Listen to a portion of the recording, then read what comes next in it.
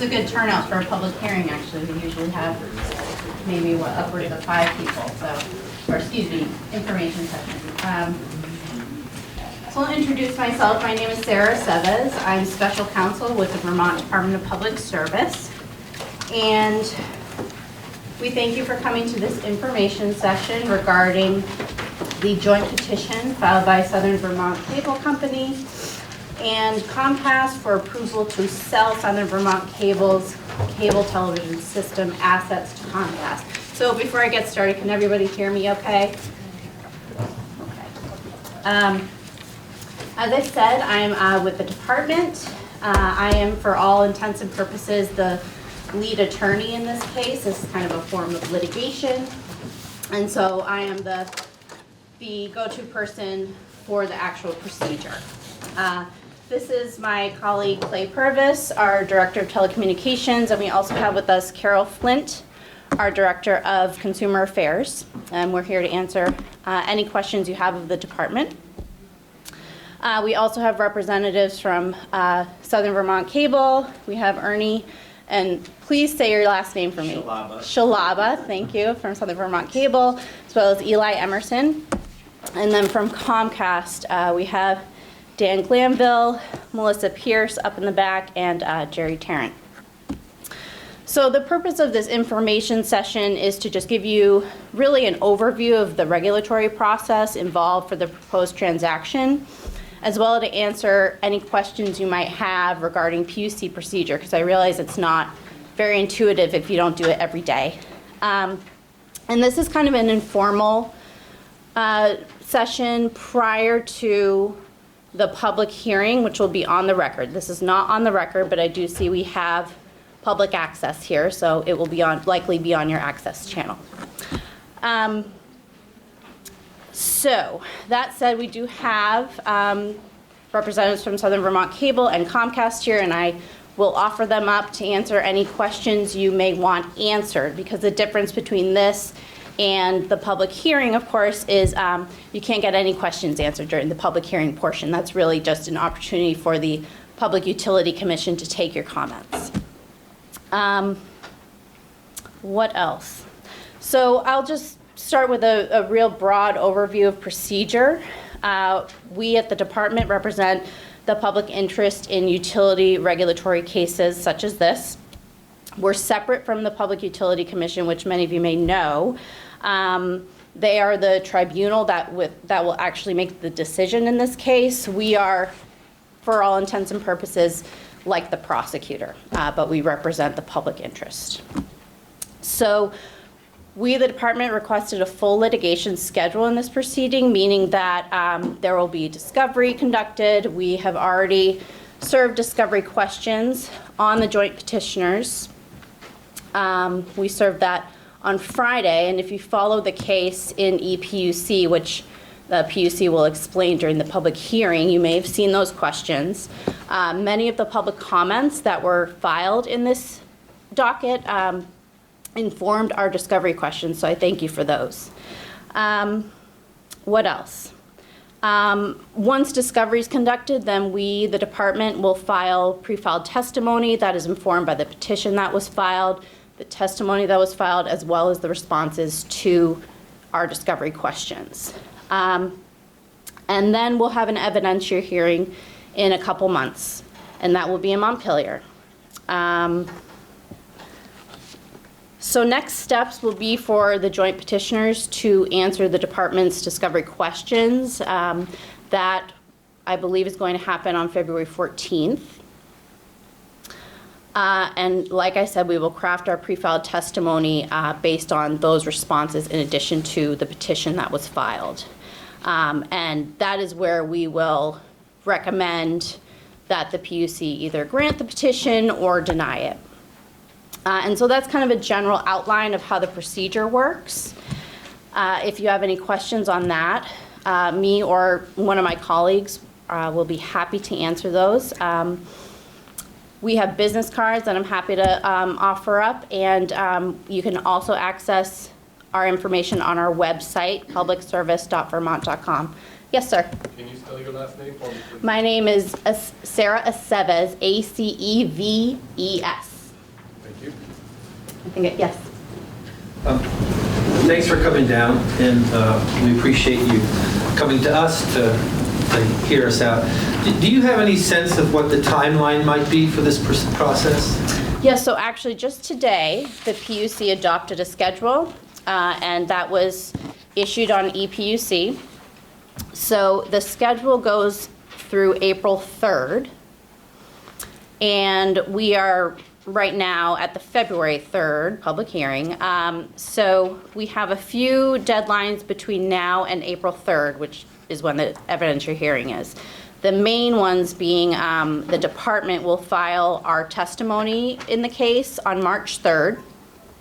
And then the petitioners will have a chance to serve discovery on us after they read our testimony on March 6th, and we will respond to that on March 13th. There's also room in there for motions to intervene, which the PUC will explain, but in this case, BCTV did file a motion to intervene, and we will be responding to that this week. And those are the main deadlines. So April 3rd is the evidentiary hearing, and that will be in Montpelier. And the PUC will issue an order after that April 3rd hearing.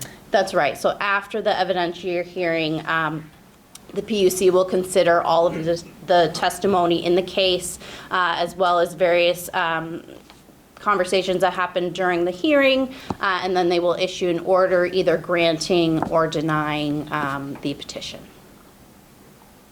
Any question? Yes? And the petition is for a certificate of public good, correct? That's right, yes. So, well, the petition's for a number of things. One of them is for a certificate of public good to be issued to Comcast, and the certificate of public good that Southern Vermont Cable currently has would be revoked. That's just the way the process works. Anything else that we can answer for you as far as the department goes? And remember, the petitioners are here as well if you have any questions you want answered from them. Okay. Yes? Can articles or terms be added to the certificate of public good, and what does that process look like? Yes, so there can be conditions that are added. Procedurally, that can happen in two ways. The department, through its testimony, can recommend that certain conditions be included in the certificate of public good. I should mention that Comcast already has a certificate of public good to serve a number of towns in Vermont, and they have conditions in that. The other way is for the PUC itself to come up with certain conditions. Yes? One of the considerations that I've been looking at as one of the legislators who represents this area is continued expansion.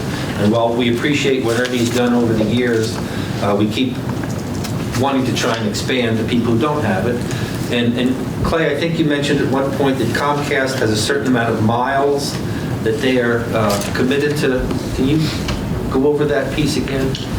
Yeah, that's correct, and I'll ask Dan Glanville with Comcast to also assist with that question. But in Comcast CPG, when the PUC awarded a CPG, it required, I think, 350 miles of construction during the length of its CPG. So we anticipate that if Comcast is awarded a CPG here, for the Southern Vermont Cable property, that its commitment to build 350 miles could be satisfied in the Southern Vermont Cable area, as well as the other towns that Comcast is already certificated for. Do you have anything else you'd like to add to that? I have a general statement. Do you want me to read that? Whatever you're comfortable with. Yeah. So good evening. Thank you to the college for welcoming us here this evening, and also thank you to all of you. Happy to take some of your questions. So the CPG that we currently have in the state has a requirement in it that we serve 350 additional miles during the term of the CPG. In the filing that was recently filed, we specifically outlined and requested that we be allowed to build that mile requirement in this service area of the new CPG. Our goal is to continue to expand services across the footprint as you identified. We have a long history in Vermont that dates back to 2006 of building in areas that required further expansion, and we hope to continue that. We are open to considering additional areas and continuing to build in those areas so that we can continue to service people who want and need our services. Yes, sir. This 350 miles of construction, is that predicated on new construction, or is that upgrade to bring fiber to areas that don't have it? It's unserved areas. So we currently have, whatever we have built today, that 350 additional miles is in addition to what is currently built. So it's new construction. So it's no guarantee of any upgrade to fiber or upgrade of existing networks? Well, I think the thing that we have done across our footprint throughout our tenure here in Vermont, across New England and across the country, is to continue to invest multi-millions and billions of dollars into our network with the expansion of fiber in that network, and so that we can continue to provide additional and upgraded services. And I'll give an example of that. For instance, I live in Western Massachusetts, and when I started in the industry in 1998, our high-speed internet product was 1.5 megabits down.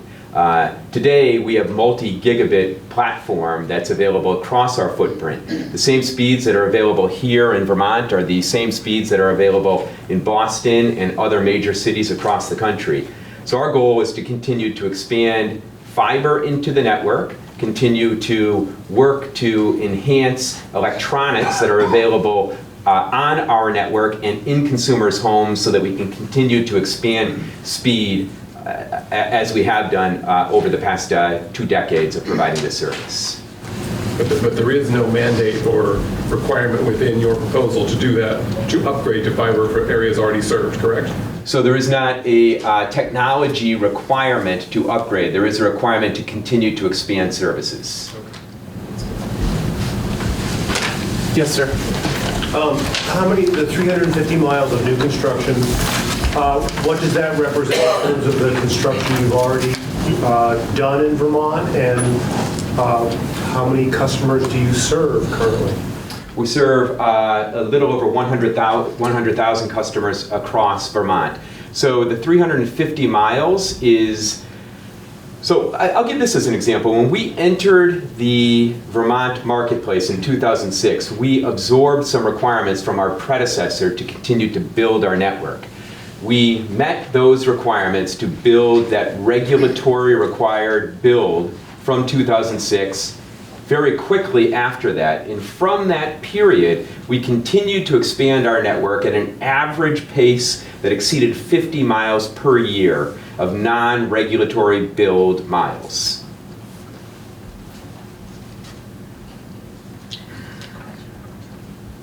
Yes, ma'am. Hi, I'm with BCTV, and we did submit a motion to intervene. I was just looking at the schedule. Would the deadline for our pre-filed testimony be March 3rd? You will likely have a different schedule adopted by the PUC, since we have this one set with the department already. And that will be based on if and when you're granted intervener status. So I think in today's order, they said, well, let me look at it so I don't misspeak. I was just looking at the non-petitioners thing. That's right. So this says the schedule may be modified as needed if additional parties intervene and require discovery. So I think that's probably a conversation that we can have between BCTV and the department, possibly the petitioners, and we can figure out the schedule that might work better, or if you want to have a uniform schedule, that's something we could talk about. If you want to have your own schedule, that's a possibility as well.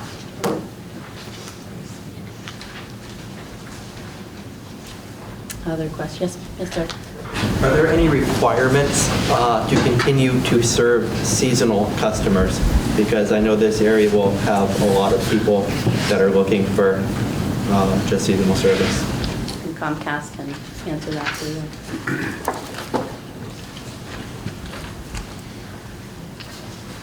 We have a long established seasonal program across our footprint here in New England, as well as across the country. So we continue to do that as a business need, and continue to do so without regulatory requirement. You mentioned the 350 miles that you're required to add. What is that as a percentage of your existing miles? And can we assume that that same percentage would apply to the, I think it's roughly 100 miles that Southern Vermont Cable currently has? So I don't have the percentage here with me off the tip of my tongue. I can tell you that we will build those miles likely before the requirement requires us to be complete on that. We also look at multiple ways to continue to expand our network. Recently, we have partnered with the state on several public-private partnerships for further expansion of the network. I will say that those requirements under the CPG are completely separate and distinct from the 350-mile build requirement. So anything we do in the public-private partnership realm with regard to any state dollars allocated is separate, and we still have our requirement to build. Even without those, I think a thing worth saying is that our actions probably speak for themselves in the sense that we built what was required in the post-Adelphia build, and then we had an unregulated period where we had no requirement to build. We built on average, in some years it was 75 miles, in some years it went down to about 40 miles, but on average it was about 55 miles per year during those years. So we would have the 350 miles required to be built. We'll continue to look at programs that may exist for us to partner to build. In addition to those, we have what we call BAU, with business as usual, where we will continue to build in the residential marketplace as well as the business marketplace and any residences that might be built as a result of those expansions. So you don't know what percentage what miles you have in Vermont currently? I don't have that detail with me right off the tip of my tongue. I can get it though. This 350 miles without knowing how it relates to your existing installed base, quite frankly, it's not really a relevant number.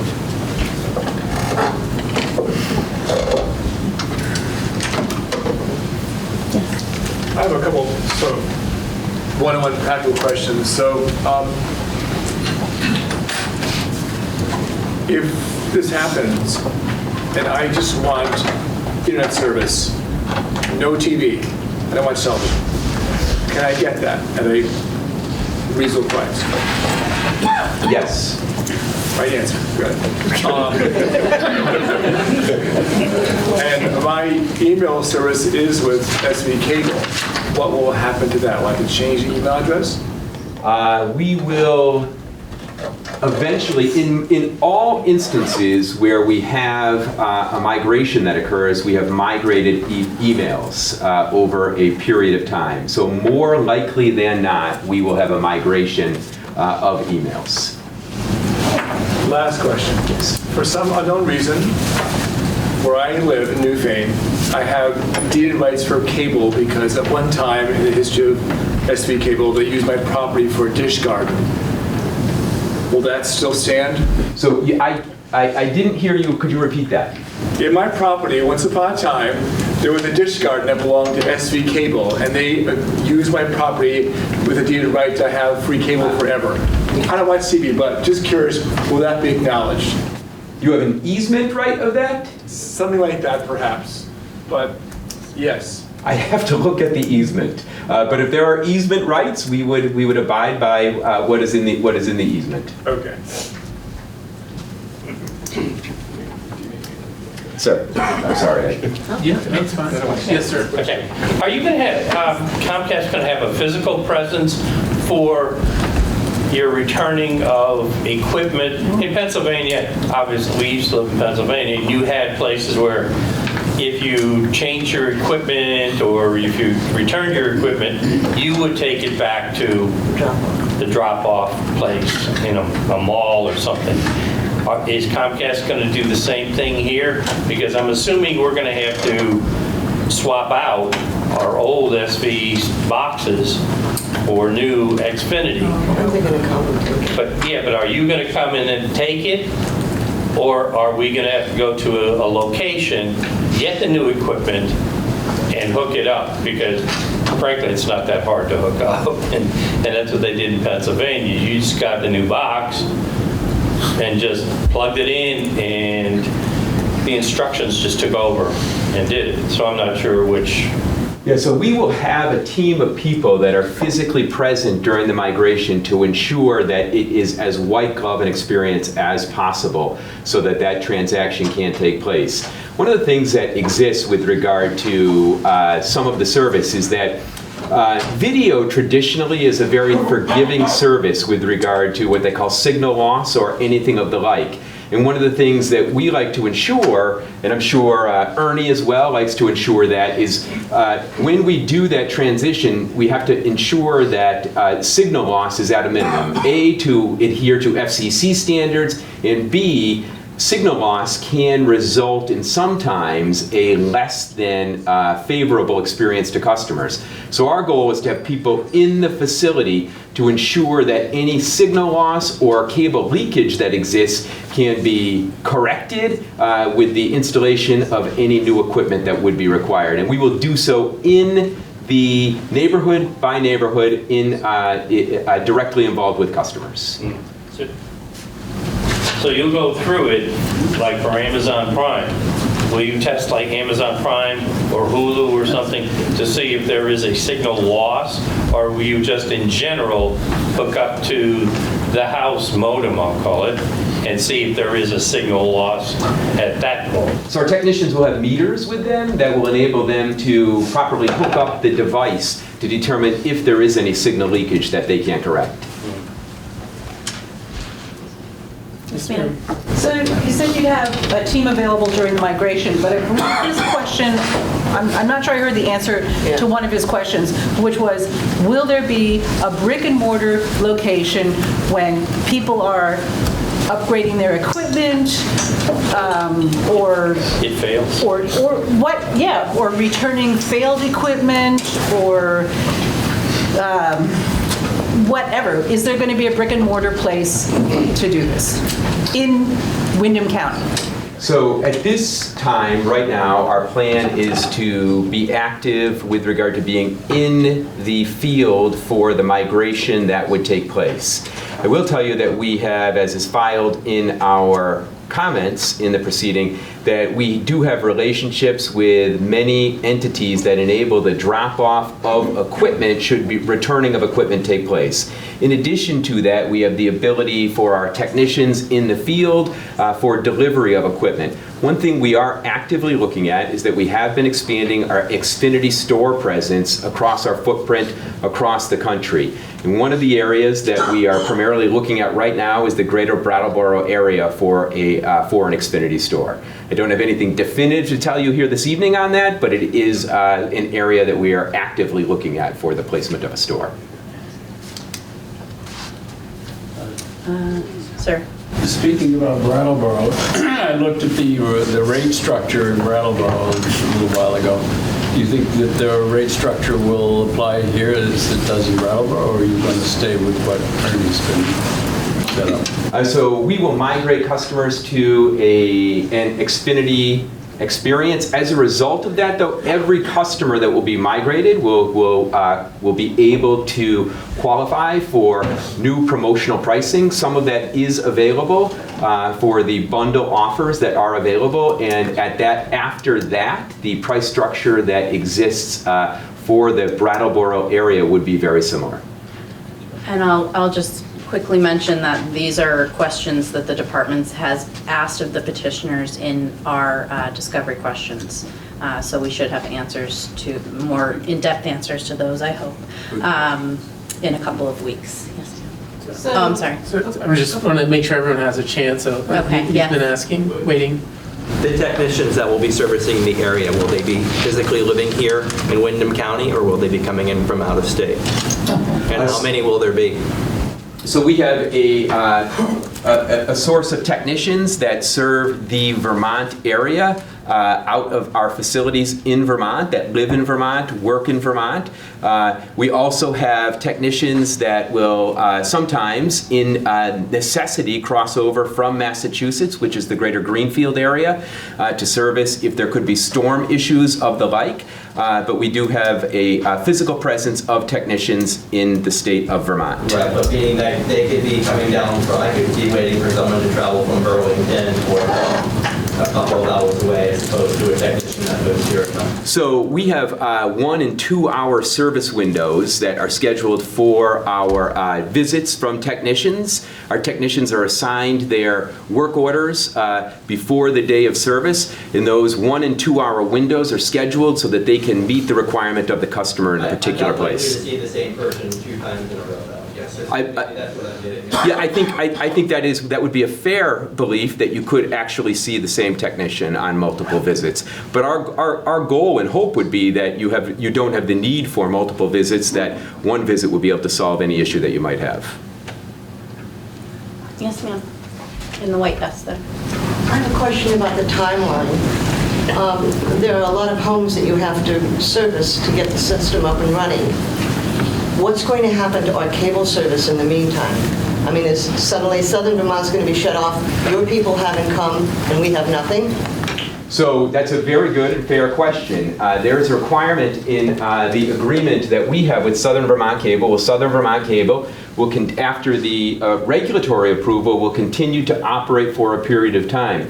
We will then roll neighborhood by neighborhood. Customers will be notified directly of a time and place that works for them in order for us to make our services available to them. It is our plan that there will be 0 interruption of service, but for the interruption that will take place immediately at the time of the appointment to the turnover of the new services. Yes, sir. I want to start by thanking Ernie for tremendous customer service experience. I've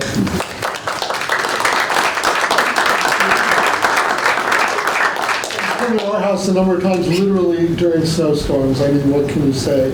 I'm going to get some of the details wrong on this. We're in the West Hills, and our internet was made available by some of our neighbors got a grant of some kind to actually put it in, and then we committed to a few years of paying above market rates to support that. I just wanted to make sure that someone had looked at the verbiage in that grant and made sure that this is all consistent with whatever happened. Yes, Connectivity Initiative Grant, right? Yeah. Yes, we have. It might be a CIAC too. I'm not sure of that. It was the BBID project. That was the BBID. Okay, that was the VTA. Okay. Grant, yeah. Yeah, we have looked at that, and that would transfer over. Yes, sir. Looking at some of the public comments that have been filed online already, one of the major themes is customer service. And I guess I'd like to throw it back to you to say, tell us about what sort of metrics you use for customer service and how you would expect that to apply to Windham County.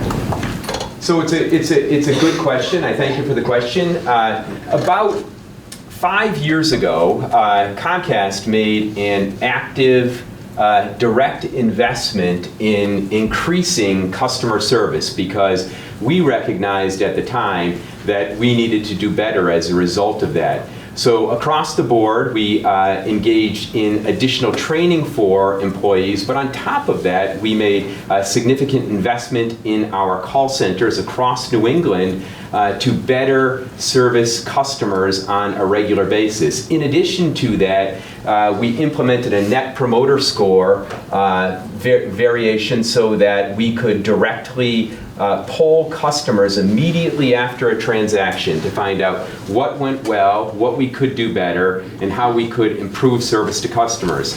We have seen a significant improvement in customer service over the last 5 years. In fact, some recognition as a result of J.D. Power's surveys last year was some of the first that we had received in significant time.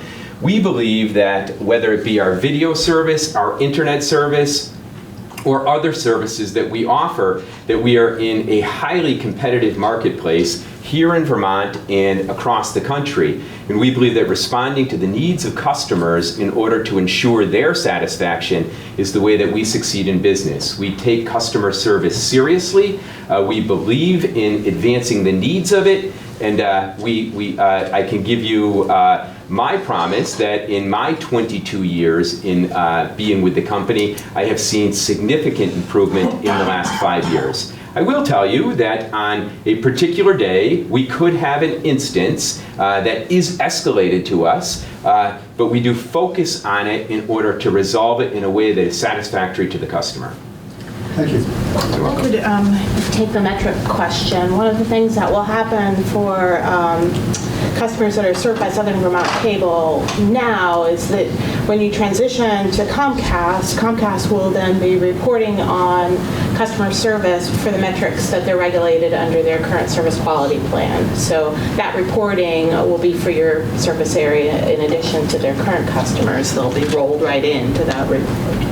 So if you want to see Comcast service quality reports, you can go right to EPUC, epuc.vermont.gov, and you can look at their service quality reports and see the metrics there and how they've done across the Vermont territory. I think we have maybe one more question. Yes, you've been waiting. Okay, well, actually now I have two questions. You said something about your competitors. So I have the experience of managing my mom's finances down in Florida for like the last 15 years, and she ended up with Comcast. There were no competitors, and after her introductory promotional period was over, the bill just ramped up and up and up for the minimal service that she wanted. Who are your competitors in this area, and what and the second part of the question is, what happens after you mentioned, we would have an opportunity to come in at a promotional rate, but those end, and then you get told, oh, the promotion is over. No, you can't go back on that because that was a promotion for new customers only. Watch your TV or your mail and see if any new promotions come up. They never do. So who are your competitors, and is there anything? I mean, I have a friend who lives in Vernon. Her bill with Comcast has went up like $50. She's not happy. She's getting rid of almost all of her service. So it's a good question. Traditionally, cable television, which is the regulated portion that we're here to discuss, when we first entered the marketplace some 50-something years ago, they were primary providers in a particular town that were the only providers. But today, if you look at the video marketplace is served, one of the highest penetrations of digital broadcast satellites are available here in Vermont. So you'll see the Dish Network and the DirecTVs, which are direct video competitors to us.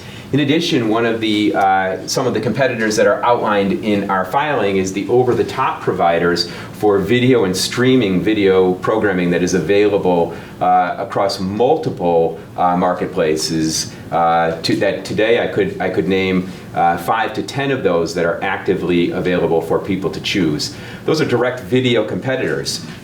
You are correct that when I spoke of promotional pricings, that promotions do expire. Traditionally, you'll see our promotions for new customers are in the 2-year time frame. But even at the expiration of promotions, prices do increase with those, but there are options and multiple options available for consumers to choose from in that particular consideration. I think we're out of time for questions, but I don't want to speak for the petitioners, but I think they would likely make themselves available after the public hearing if you have additional questions. But I think we're turning into a pumpkin already. So we thank you, and we'll turn it over to the Public Utility Commission now. All right, good evening, everyone. Can you hear me okay? Great.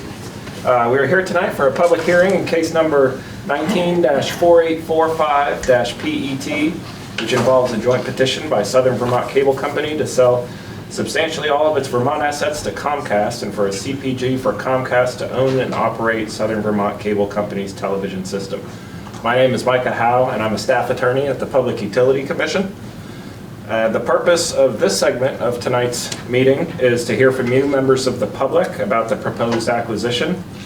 Today's hearing is not the only opportunity to submit comments. You can also provide written comments through the Commission's electronic document management system, which many people have already done. We've received quite a few comments in this case. You can also submit comments by direct mail or email. Just be sure to reference the case number 19-4845-PET when submitting your comments. You can also subscribe to this case in our document management system, EPUC, and receive email notifications when documents are filed in the rulemaking. I have placed some, yes, sir. It's hard to hear. Do you have a mic or something? I don't have one. I'll try. I'll yell louder. Are there some here? Oh, okay.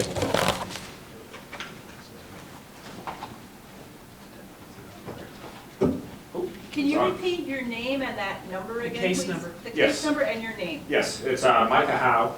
I'm a staff attorney at the Public Utility Commission. And the case number is 19-4845-PET. I have placed a few handouts. Sorry about that. Up on the back there on participating and finding our websites and getting involved in the process. I also placed several copies of the schedule in the case, and that will have the case number on it if people are interested. This hearing is being transcribed by a court reporter, and a transcript of the hearing will be available on EPUC along with all of the other documents filed in this case. If you wish to speak tonight, there was a sign-in sheet that was up in the back. I have it here now. I've got a number of names on it. If you didn't see it and didn't sign in and do wish to speak, just let me know and I can bring it up to you.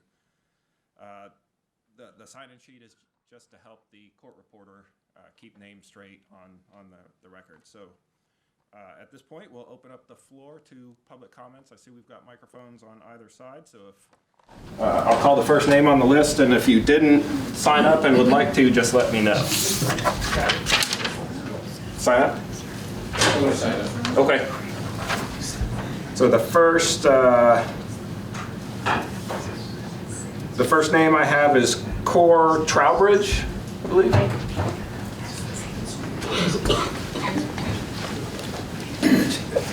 Can you hear me? I can hear you. Okay, great. Hi, my name is Cora Trowbridge. I'm the Executive Director of BCTV, or Brattleboro Community Television. BCTV has contracts with both Southern Vermont Cable and Comcast Cable to provide public, governmental, I know you're reading, but yeah. can you slow down a little bit? Sure, I can hand this to you. Oh, that's okay. Well, that's not that useful, right? Okay. Public. Southern Vermont Cable. Okay, good. And Comcast Cable to provide public, governmental, and educational access, or PEG access television programming and services, which is required by the state of Vermont for cable providers. BCTV's contract with Southern Vermont Cable is for services to the towns of Dummerston, Jamaica, Putney, Newfane, and Townsend. The contract with Comcast is for Brattleboro, Guilford, and Vernon. Together, these 8 towns constitute BCTV's service territory. Each town in our service territory receives staff coverage of their select board meetings and town meeting day. Residents can join BCTV and learn how to use video production equipment to create their own shows that air on our cable channels and online. Municipalities and nonprofits may have additional meetings and events covered for a small fee or at no cost if produced by a volunteer. These services, along with our studio and editing facilities in downtown Brattleboro, where residents can create their own shows, enable BCTV to fulfill our mission to promote civic engagement and transparency, and to empower community members to share their knowledge, views, and creativity without prejudice. BCTV's financial stability as a nonprofit and its ability to provide these services relies on a federal funding mechanism established in 1984 through the Cable Communications Policy Act, by which cable providers, in exchange for the right to install their infrastructure in the public rights-of-way, are required to allocate a small percentage of their revenues to a public benefit, which in Vermont is designated to support local PEG stations.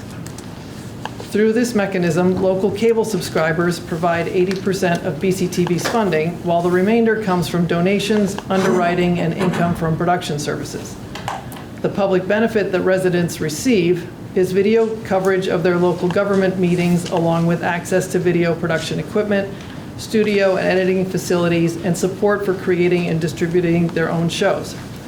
BCTV annually produces 1,200 hours of new content each year and has won numerous national awards for overall excellence. BCTV has applied for intervenor status in this proceeding to ensure that the conditions and benefits related to PEG access will be equalized for all towns in our service territory following Comcast's acquisition of SVC. Regardless of which cable company serves the towns in our service territory, BCTV provides the same level of benefit. There is a difference, however, in the contracts that BCTV holds with the two corporations due to the difference in the size of the companies. Rule 8.4 of the Public Utility Commission, which governs PEG access in Vermont, places a cap on the level of funding from cable providers. Most of the contracts between cable providers and PEG stations like BCTV provide for funding at the cap level, which is 5% of gross revenues for operating funds plus less than 1% for capital expenses. There's an exception in Rule 8 for small cable systems with gross receipts from cable services of $2 million or less, and for this reason, our contract with Southern Vermont Cable stipulates a lower level of funding. So we would be seeking to equalize the funding level once all of the towns are served by the same provider. In addition, there are benefits that Comcast customers are entitled to receive through its CPG that should be available to Southern Vermont Cable customers following the acquisition. Most notably, access to PEG programming via the interactive program guide.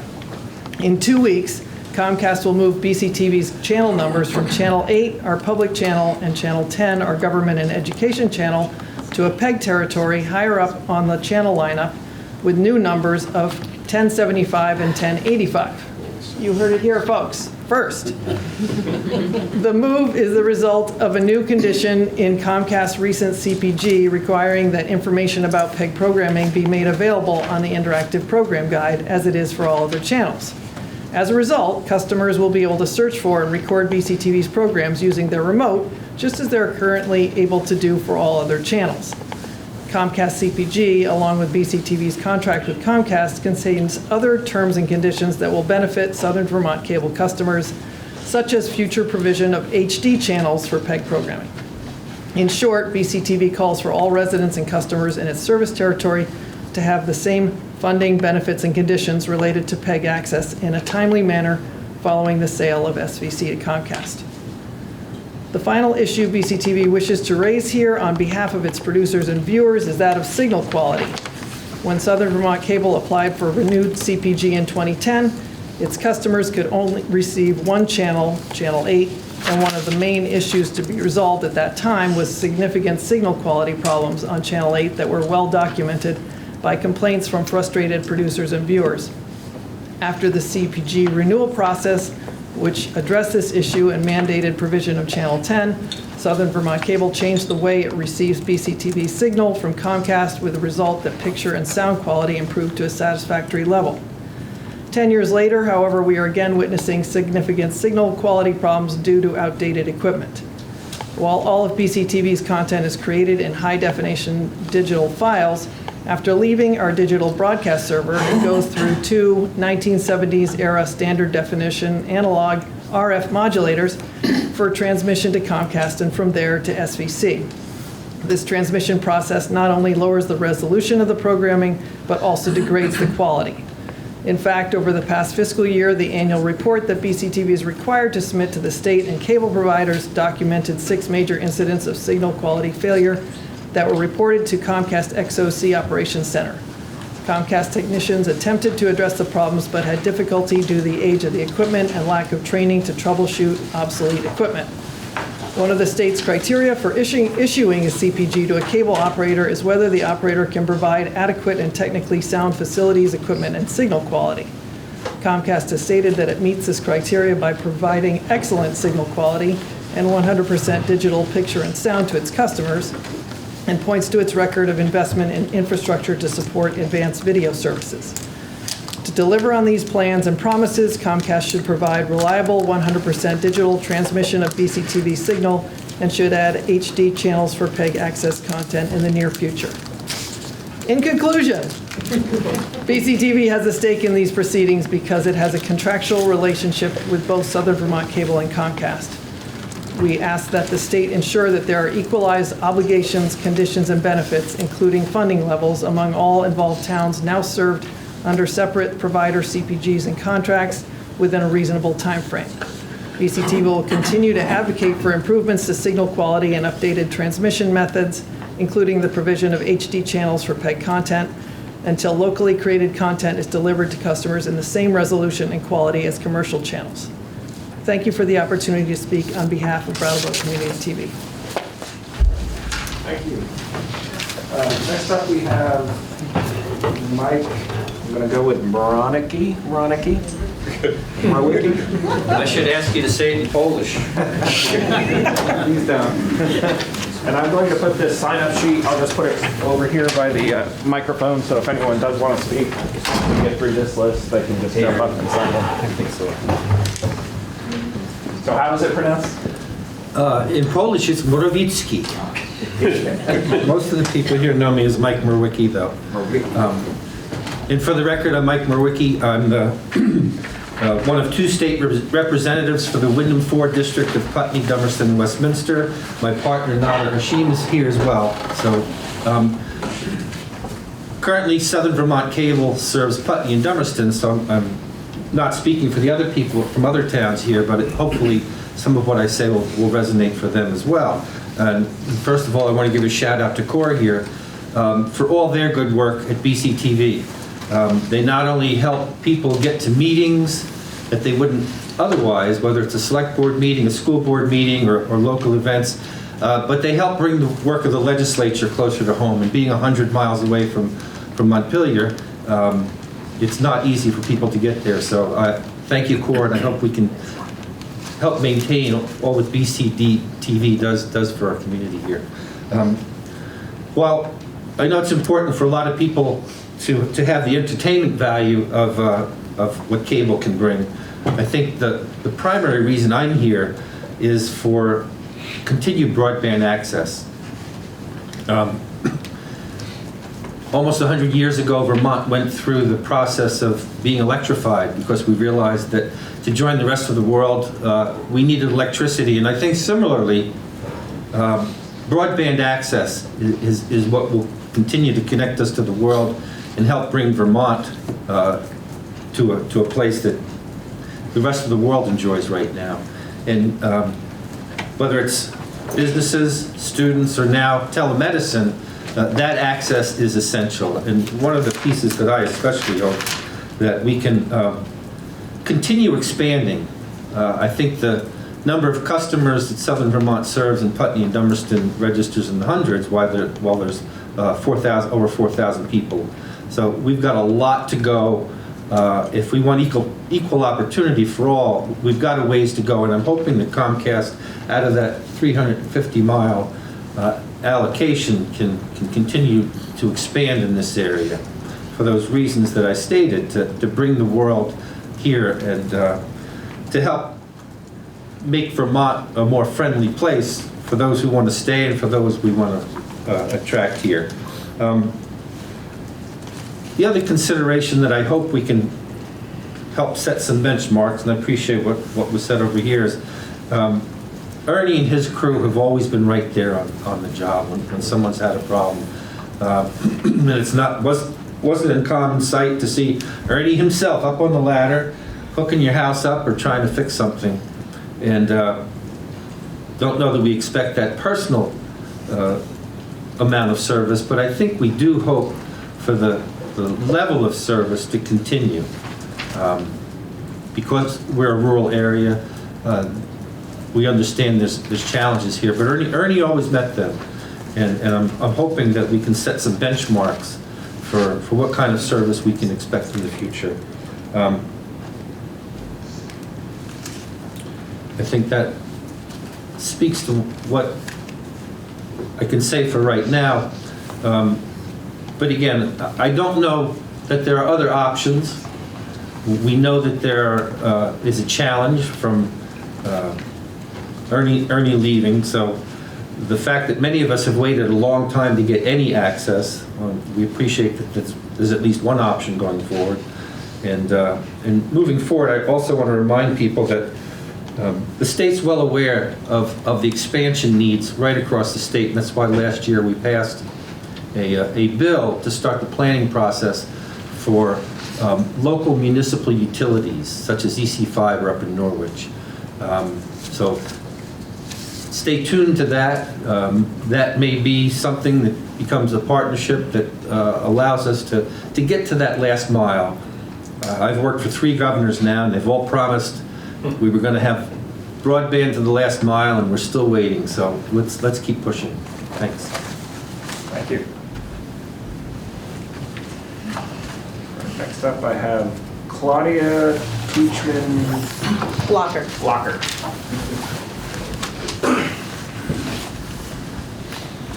So my name is Claudia Pietschmann Blocker. I live in Dummerston on the Route 5 side.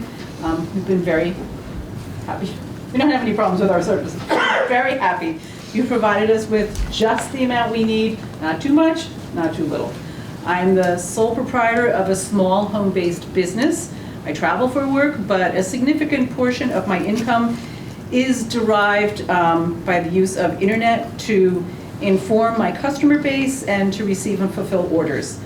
I have a concern that, based on what I'll explain later, that the internet service will become cost prohibitive for my small business, causing me a financial hardship, particularly after the introductory promotional period of 2 years. I'm saying this because as almost the sole person responsible for my mom's bills and finances for the last 15 to 20 years, and she lived in Florida in a huge area, I wouldn't even call it a town. Comcast became the sole provider down there. They had no competition other than Dish or, some other kind of nominal cable network. And my mom was on a fixed income, and yes, she had a wonderful promotional first 2 years, but when that ended, she was told, okay, she no longer qualified, or I was told she no longer qualified for the promotional service. There were all these other packages and bundles available, so we bundled, but that came at a cost. And then the 4 channels that she watched as a little old lady, maybe an hour a day, weren't on the low-cost bundle, they were on the expanded bundle. So I watched as her bill went up and up and up to the point where she was about ready to throw in the towel, but we wanted to have her programs and have access to her through TV and through phone and internet. So we just kept on paying. But it was really disappointing and frustrating to see that. I have an acquaintance who lives in Vernon that I was just speaking with today, telling her that I was going to be coming to this event. And she said, oh, what, Comcast? She said, I've had them. I've had a bundle with them. And it just went up by $50 a month. I'm canceling almost everything. I'm going to get rid of my landline. I'm going to get rid of this. I'm going to get rid of that. Because she said she's on a fixed income. She can't afford it. And yes, they offer other promotions, or they tell you, no, I'm sorry, your promotion is over. You don't qualify for the next reasonably priced thing because you're no longer a new customer, and what you have to pay for is exorbitant for a person on a fixed income. I don't know how this can be addressed, but I just felt like I needed to say that. And I've been really happy with the service, and that the prices have not skyrocketed in the time that I've been with SV Cable. Thank you very much, I appreciate it. You're here. Thank you. Next up, I have John Field. Hi, everybody. I'm John Field. I live on West Hill Road in Putney. I first just want to say how distressed I am about this dilemma we're in. I can't say enough about you, Ernie, and the kind of business model, and not just the model, but the way you've delivered local, dependable, human service to us. I was very involved in the struggle to get our area of Putney wired. We had no coverage till what, Ernie? What year did you come in with service finally? Did you connect us? Sorry? 4 years ago. 4 years ago. Up till 4 years ago, we had nothing. We had HughesNet. We suffered under that behemoth. We had, and people couldn't, students couldn't do their work. My wife, who's a physician, couldn't do her medical records. I couldn't do my work. It was a mess. Nobody, our governor made lots of promises. Our then governor, Shumlin from Putney, made promises which he did not keep. The only person who came up to the bat was Ernie and his company. I echo what other people have said about how Ernie will answer the phone sometimes, will come out on the truck when someone snapped my fiber cable. Ernie and somebody else came out and worked for about 5 hours in the cold fixing it. I'm speaking today out of real desperation because what we have is a David and Goliath situation. Only in this case, David is going to be, Ernie totally deserves to sell out, have a retirement or whatever he's going to do next. He's earned it in spades. And this is not to say anything about him not deserving that because he certainly does it. I've never seen such a finely run company. On the other hand, the Goliath in the room, represented by Mr. Glanville and others, what many people don't know, I just checked the stats today. The landscape here is that Vermont, I took this right off the net, Vermont is served by 11 cable television companies, including the two largest, Comcast and Charter, which together have more than 90% of the market. Not what Mr. Glanville said, a highly competitive marketplace. And if you dive deeper into the weeds, you'll see that Charter and Comcast have had a very symbiotic, collaborative, merger-like type of relationship. So I'm not even exactly sure whether they're competitors. You might remember in 2015, Comcast tried to buy Time Warner Cable, which would have been a disaster. Check the public record on what kind of comments were made about the horrors of services, some of the things that Claudia mentioned and other people have mentioned on the written record, leading to the denial, thankfully, of that. It would have been a horrific merger. But in that merger, interestingly, Charter and Comcast were very palsy-walsy in terms of a deal they were going to make it look like this was still, they weren't going to, dominate the marketplace. I want to say that while Mr. Glanville talked about the 350 miles, he didn't tell you that his company sued the state of Vermont and the PUC, the Public Utility Commission, twice, not once, but twice. Why? Reading from the newscast, the news release, September 1st, 2017. Comcast has sued the state of Vermont to try to avoid a requirement to build 550 miles of new cable lines. Comcast's lawsuit against the Vermont PUC was filed Monday in U.S. District Court in Vermont and challenges several provisions in the cable company's new 11-year permit to offer services in the state. One of the conditions in the permit says that Comcast shall construct no less than 550 miles of line extensions into uncabled areas during the 11-year term. Comcast would rather not do that. Mr. Glanville didn't tell you that. Yes, 350 miles, I'm guessing there was a settlement in that case, and they settled with the 350, but they were suing Vermonters to try to not do any of it. But then again, in February 2018, cable television giant Comcast is suing the Vermont Public Utility Commission over the panel's decision to require the company to expand its network and step up support for community access TV if it wants to continue doing business in Vermont. A key issue in the services Comcast must provide to local community access systems that carry municipal government and school board meetings, as Mike acknowledged Core for doing, a key issue is to do with that. The 26 community access systems have been pushing against resistance by Comcast for high-def video, greater ability to operate from remote locations, and inclusion in the interactive program guides that Comcast customers can use to decide what to watch. The PUC, formerly known as the Public Service Board, in January issued a new 11-year permit for Comcast. In July, the panel rejected the company's request to drop some of the conditions attached to the permit. In a lawsuit filed Monday in U.S. District Court in Burlington, Comcast argued that the PUC, quote, exceeded its authority under federal and Vermont law by imposing numerous conditions on Comcast's continued cable operations in the state. I'm assuming there was a settlement in that. I don't know how that spun out. I want to remind people that aside from its unsuccessful attempt to totally dominate the market in 2015 by taking over Time Warner Cable, which was stopped, I read recently tonight or earlier today that according to Consumer Reports, Comcast CEO and scion Brian Roberts has already admitted there is no real competition in the cable marketplace thanks to decade-old monopolies. That's the CEO of Comcast.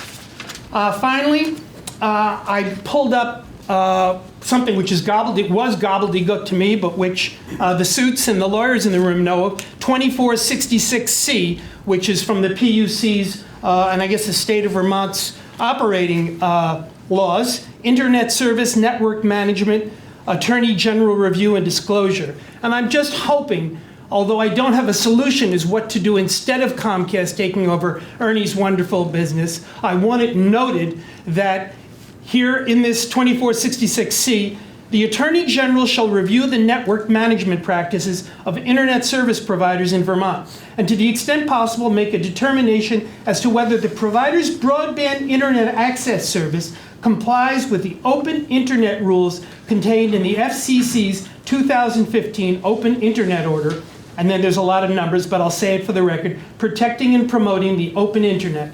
Docket number 1428, report and order on remand, declaratory ruling on order 30 FCC RCD 5601.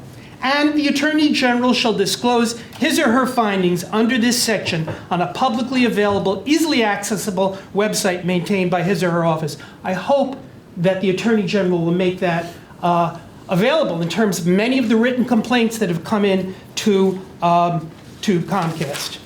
And I will end just on this very recent report from, it was actually a Comcast-owned station that I got this from, a local NBC affiliate. December 6, 2019. Our Senator, Bernie Sanders, unveiled a plan on Friday, this is reported December 6, just a little more than a month ago, to expand broadband internet access as part of a push to boost the economy and reduce corporate power over Americans in his high-speed Internet for All proposal. He calls for the internet to be regulated like a public utility. He argues that the internet should not be a, quote, price gouging profit machine for companies such as Comcast. The proposal would also break up what Senator Sanders calls internet service provider and cable monopolies. It would stop service providers from offering content and end anti-competitive mergers.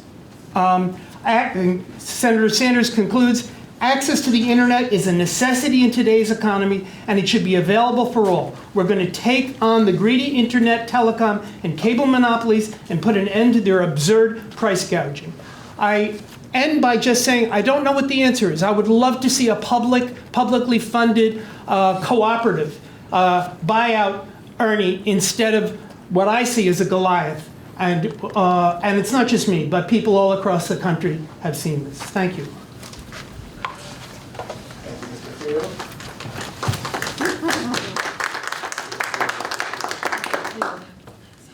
Next up, I have a Neil Kelsu as a maybe. Yeah, we'll make it a definite.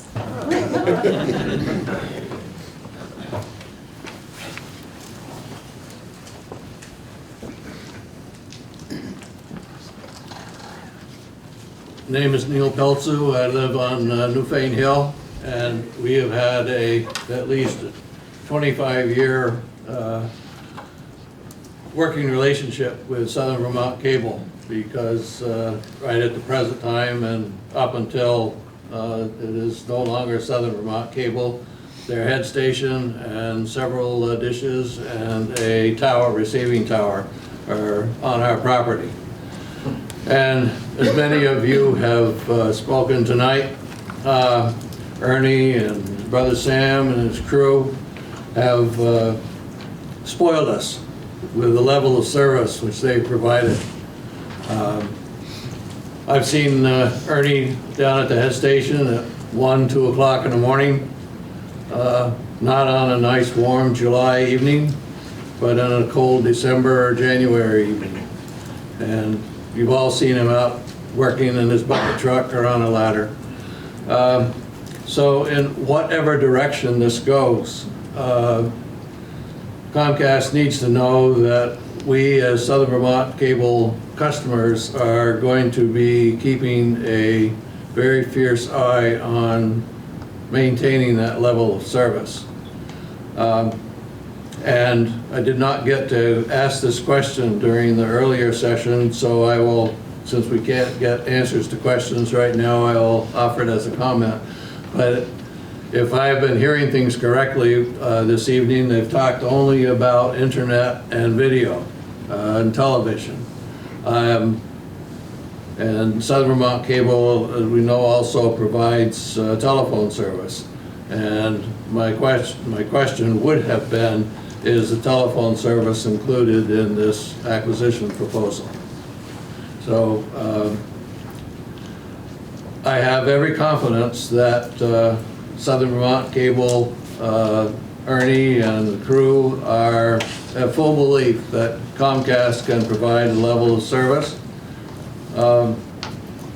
But hearing discussion tonight about the introductory promotional service and then going on into the regular subscriber rates is an additional concern that I hope that your organization will pay particular attention to, because there are quite a significant proportion of residents in this area who are on fixed incomes and low income, and any jumps like the woman earlier told about in rates would be equally disastrous to the residents in our area. So I know that your job is to keep an eye on those types of things and be well assured that the current Southern Vermont cable subscribers are going to be doing the same. Thank you. Thank you. Next up, I have Alan Seymour.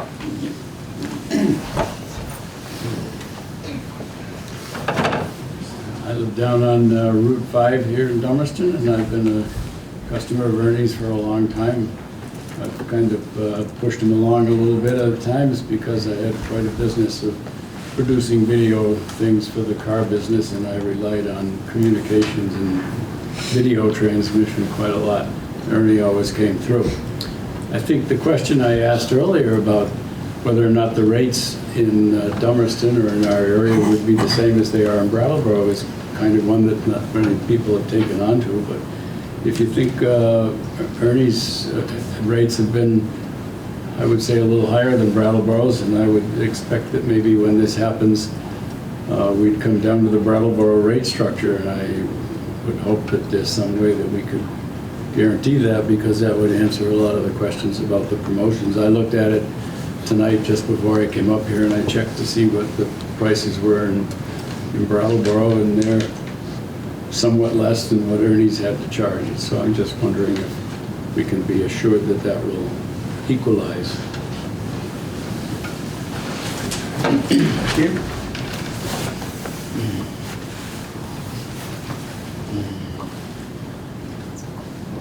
Go with Chris Leroy.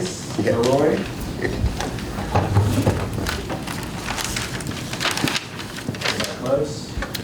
Yeah, actually you were really close, yeah. My name is Chris Lenoir.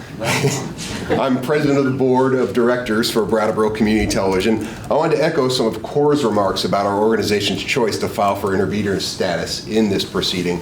But I did want to just address some of the general concerns in the room about local techs being dispatched to handle service calls. And being a Brattleboro resident and somebody who's a Comcast subscriber, I know 2 techs who are fellow graduates of Brattleboro Union High School who are responsive to come out for calls. So there is local presence for that sort of thing. Back to the formal remarks about our decision to file for intervener status in this proceeding. The decision to do so had the unanimous support of BCTV's board. I want to point out a lot of them live in these service areas that are going to be impacted by the sale of Southern Vermont Cable to Comcast. And as Cor stated, our primary goal is to ensure that we provide the best resource possible for people in our coverage areas. The media landscape in Southern Vermont is without a broadcast television outlet to report on what's happening with local select boards, school boards, and other municipal entities, which, as Representative Murnion pointed out, makes BCTV a critical resource for government transparency and citizen engagement in the democratic process. Indeed, we have been told by members of the local print, radio, and digital media just how important our coverage is for them to effectively do their jobs at times. BCTV has enjoyed a wonderful relationship with Southern Vermont Cable. We wish their leadership the best with future endeavors. Our preliminary conversations with Comcast about the impact of this acquisition leads us to believe that we will be able to continue to fulfill our mission to viewers in Putney, Dummerston, Newfane, Townsend, and Jamaica in the same and perhaps even better manner as we have over the years, and we look forward to working with Comcast to achieve this goal. Thank you.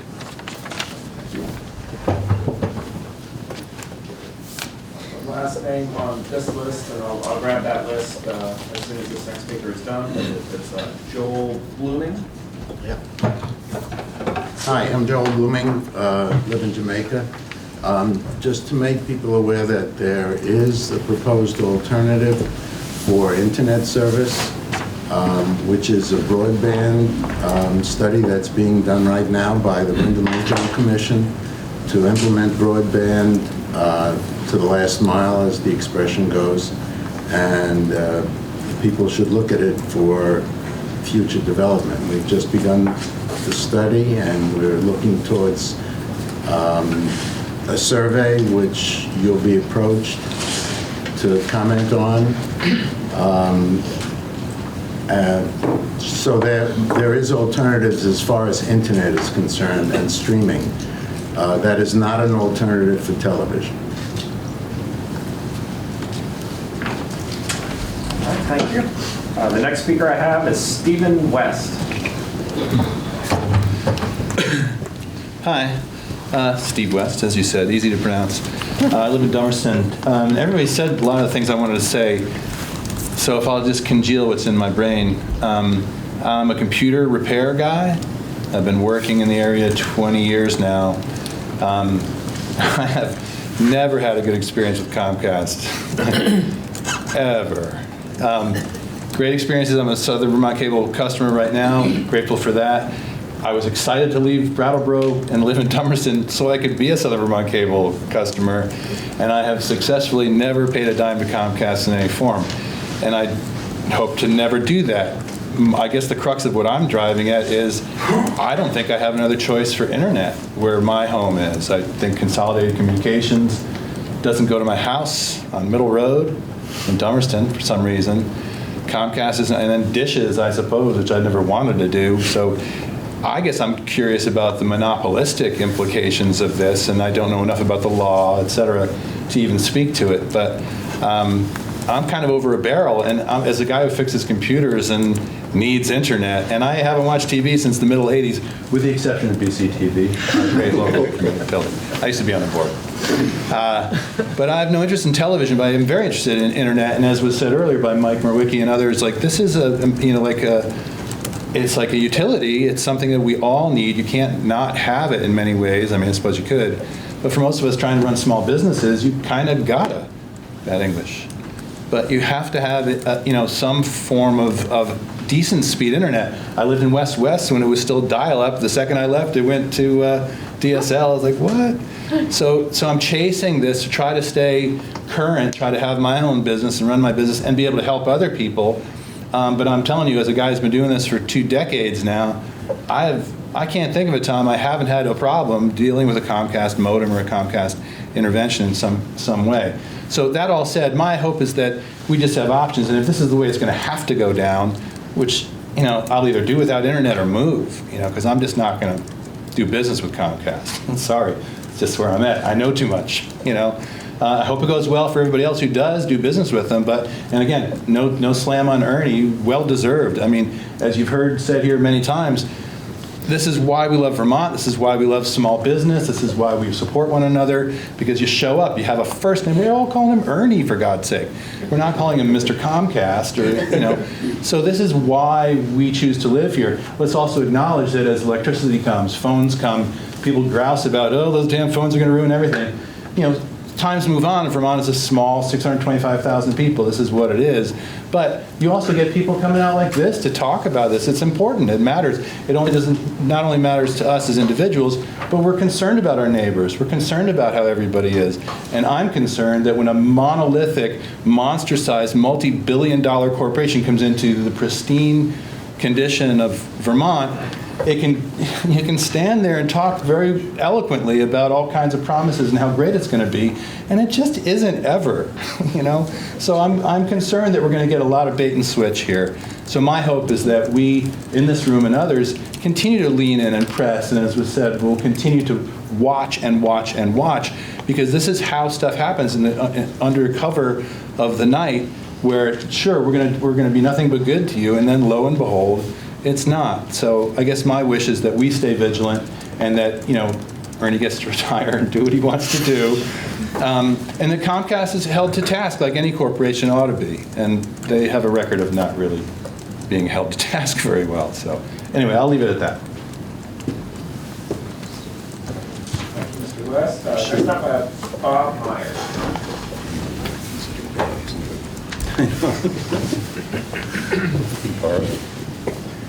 Hi, I'm Bob Meyer. I live in Putney, about a mile through the woods from Mike. And I hate to say it, sound redundant, but geez, Ernie, thanks for everything. My concerns with Comcast are the delusion that there are alternatives to doing streaming from satellites. You obviously have not done any research into the signals capability in the valleys that we have here. I've had Dish and a few other providers out there. They can't come close to getting any kind of a signal anywhere. So that is not a viable option. That is a lie. Or you did not do due diligence, which would not surprise me. I'd also like to make the comment that many years ago, I was one of the founders of BCTV, and we had to fight regularly with the Public Service Board and Time Warner at the time to get them to do anything, even to be held to their contracts. These big conglomerates go along with the public service, the Certificate of Public Good, say we're going to do all this stuff, and then they sue you shortly thereafter, and it's easier for the Public Service Board to go, yeah, okay, you're kind of providing a good service.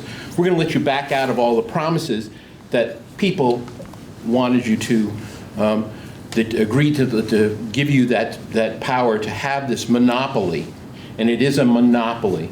And that's something that people have to remember. It is not a business. It is a monopoly. A business is a competitive venture. And Ernie, if I could wave the magic wand and get you to do something else, I want you to be able to retire too. I have to agree with everybody here. I have never seen such good service and the quality. Also admitting when, oops, that was our mistake. Everybody does that, but not the companies like Comcast. I'd also like to note that on the internet there's this wonderful little site called the Downtime Detector, and Comcast is regularly up at the top for the most complaints from everybody all across the country, and particularly in the Northeast. When you're that big, you have a problem at your main junction point, you wipe out huge swaths of territory. And I've watched that. There was a major problem, I think about 2 weeks ago. A lot of issues with everybody was having problems with internet. Looked like it was focused in New York City. But in general, Comcast has never gotten out of the orange for most of New England. They have not resolved the problems that are there. And for a big corporation that's making billions of dollars, they should put a little more effort into it. I challenge the Public Service Board to hold them accountable to their Certificate of Public Good. That is something that has never happened here.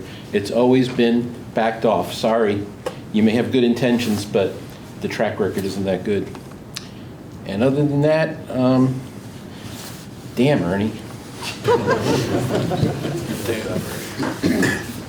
you, Mr. Meyer. And then the last name I have is Chris Olson.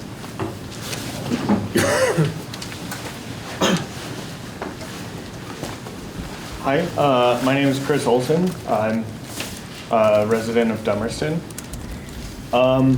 I just want to speak a little bit more in the abstract. We've had a lot of people here, as was mentioned by Steve, that everyone is referring to Ernie by his first name and thanking him for the service. I'm also a very satisfied customer. And in addition to just like an intense work ethic, I would say, there's a level of accountability that we have as people in a small community. We know that Ernie is the person that we complain to if we have a problem, and he doesn't want us complaining to him. It's a pretty simple formula there. Contrary to the Supreme Court, corporations are not persons. And therefore, they don't have that level of accountability. So we are left, by that logic, to the principles of free market and competition to ensure that we get satisfactory service as customers and people exchanging goods and money. But as has also been discussed, in the absence of competition, we don't really have a free market. And there, again, we have no competition. We have no insurance that anything Comcast says that they will actually be held to, because what else are we going to do?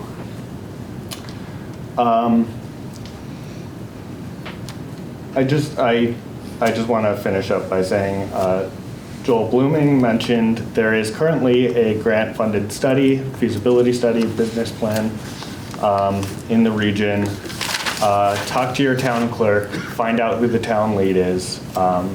We are Vermonters. We can build this ourselves. Ernie did it. Let's figure it out. Thank you.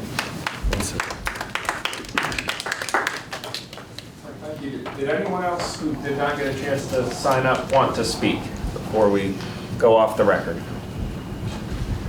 Yes.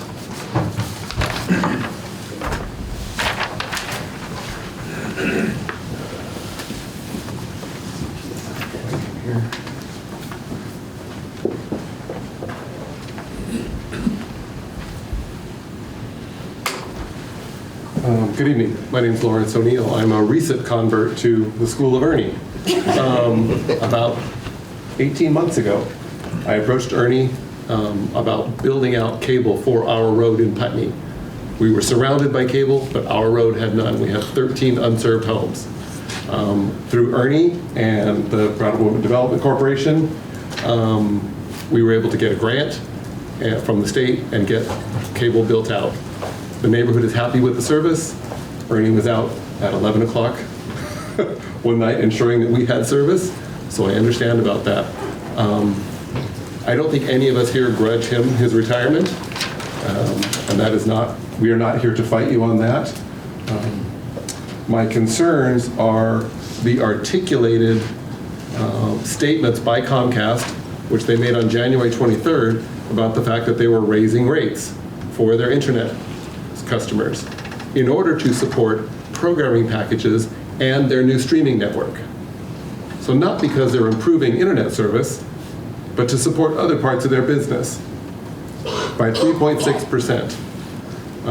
And through the wonders of the internet here at the college, we were able to just do the quick research. The introductory package for a mid-level internet speed is about $40 a month for 2 years. When that 2 years expires, that rate doubles. 1 year. Excuse me, 1 year. In 1 year, that rate doubles. So this going from an introductory rate to something not reasonable happens relatively quickly.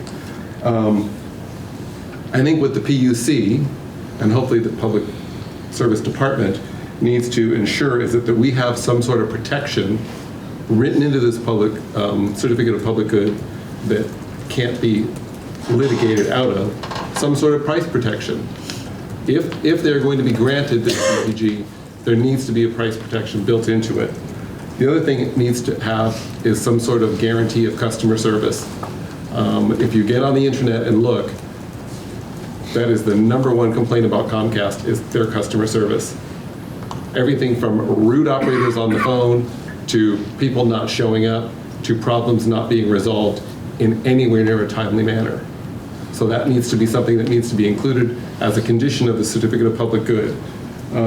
They also, I believe, their 350-mile build-out commitment is sort of hedging on what the governor signed last June that Mike referred to.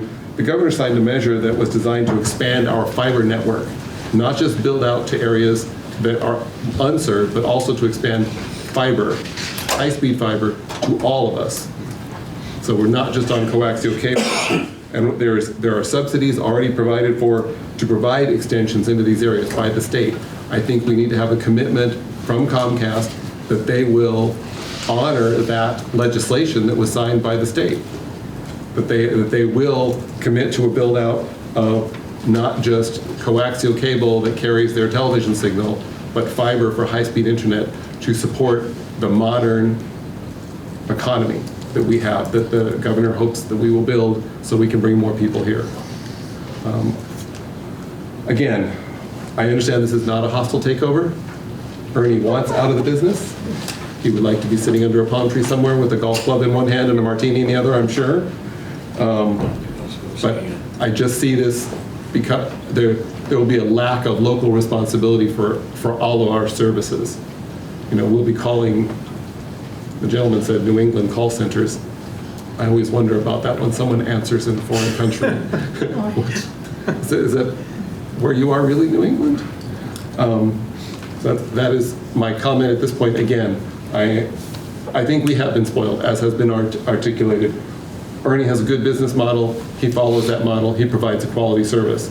I don't think it's something that we are not entitled to. We pay our rates. Obviously, he makes a profit or he wouldn't have been in the business for 20 some odd years. So we're paying for what we get, but we get good service. I'm not sure we're going to be paying for what we get if we go with Comcast. Thank you. Any further comments before we adjourn? Can I add to my comment? Absolutely. Can you say your name again, please? I'm sorry. Alan Seymour.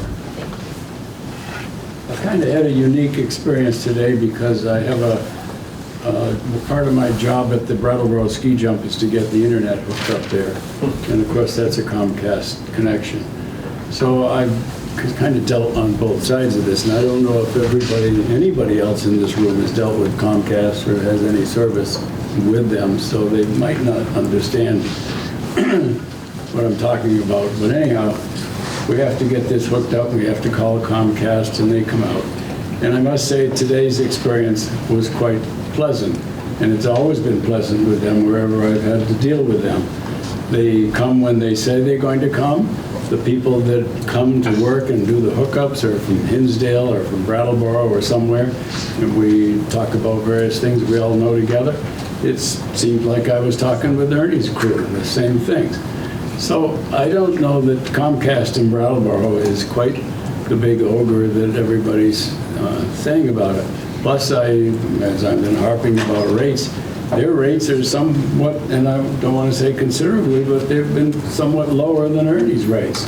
And those aren't introductory rates, those are the standard rates. So I'm not sure that they're being represented fairly. That's all I would say. Thank you. Anybody else? Yes, sir. Yeah, just sign in at the sign please. And say your name also. Jay Palmazzano. I've lived here for 3 years, and I've been from central Vermont and moved down here 3 years ago. I've had Comcast up in college, at my home, and like you said, it's never been a big concern. I'm actually all for the sale and happy for that. I just wanted to make that a comment, kind of I can tail off of yours. Thank you. Anybody else? Last chance. No takers. Okay, well, thank you everyone for coming out tonight, and we are adjourned.